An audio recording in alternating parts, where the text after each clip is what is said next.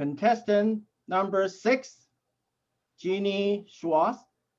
Find your brave. Finding your brave. Jeanne Schwass. I was so stressed out. These 26 prima donnas that I was managing were about to drive me over the edge.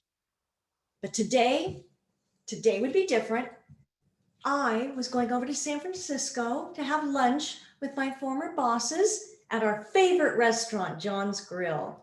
So I got in the car and started the drive over, and about halfway through the bridge, I noticed something weird. My hands were clammy. So I wiped them on my pants and continued to drive. And then about past Yerba Buena Island, I noticed that starting from the back of my head and moving forward over my face, I began to get hot. I mean, hot and prickly. What is going on? I thought. I gotta get off this bridge. This is really scary. Pretty soon, my heart rate started to increase. Thump, thump, thump with each section of the bridge.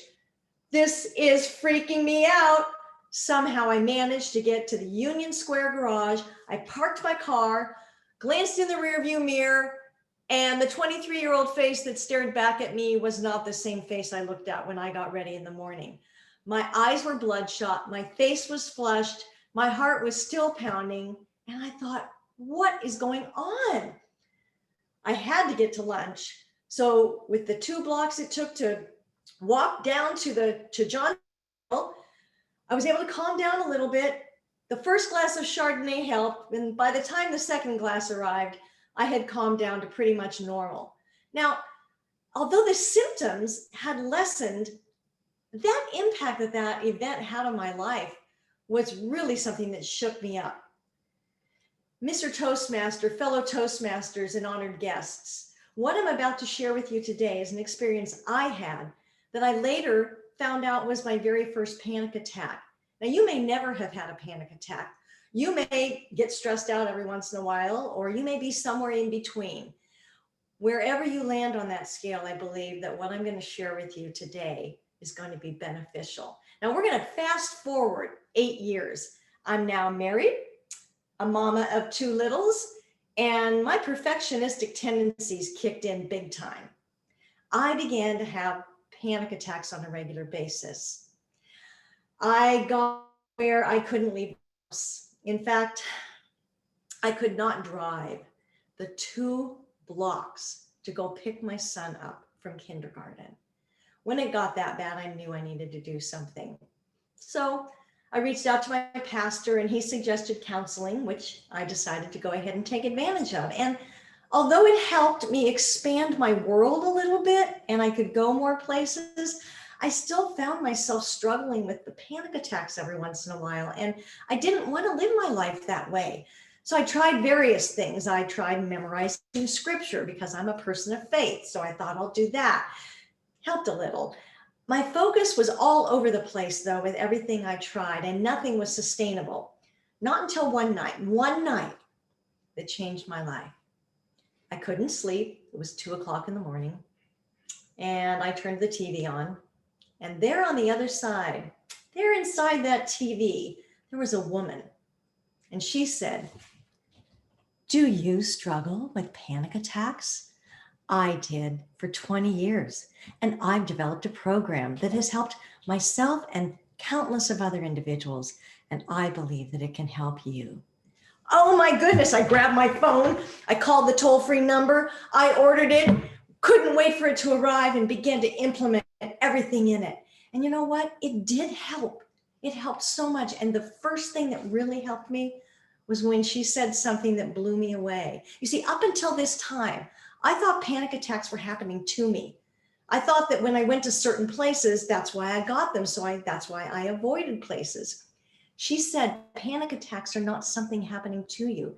There's something you do to yourself with your thoughts. Oh my goodness, that was a game changer for me. What? You mean I can get free of this? This is incredible. I got so excited, and I began to implement not only what she had taught, but I pulled things from all the other areas that I had learned about exercise and diet and nutrition and memorizing scripture, and I packaged them up into something that I used for me. And because people began to see my life change, they started asking me about it. And I was able to help other people. When you have something that works, it's not good to keep it inside. And I knew I needed to do something about it. So I put together a 5-step program that I call Finding Your Brave. And I don't have the time this evening to go over every aspect of it, but I do want to tell you what the letters mean. So the B-R-A-V-E, the first step is to breathe. Second is release. Third is activate. Fourth is victory. And fifth is power. Now, you're not going to know what those mean though. And I can go over the first two for you though. Breathe. We all need to breathe. We do breathe. But when you're under tremendous stress, you tend to breathe more shallowly. And what happens is you get lightheaded oftentimes and you don't oxygenate your brain, get a little cloudy thinking. And it's really important to learn to breathe in through your nose deeply and then hold it and then out through your mouth. Try that next time you're nervous before a speech. Release. You need to release control. The funny thing is we think we're in control. It's an illusion. The only one who's really in control is God, but he gives us two things that we can control. Our thoughts, which lead to our attitudes, and those lead to actions. Pay attention to what you're allowing to take residence in this mind of yours. Very important to take hold of your thoughts. You get to make a decision today, and so what's it going to be? Are you going to stay in panic like I did, or are you going to move to power? Are you going to stay living in chaos, or do you want to live in calm? Will you continue to be a worrier, or will you be a warrior? It's up to you. Mr. Toastmaster.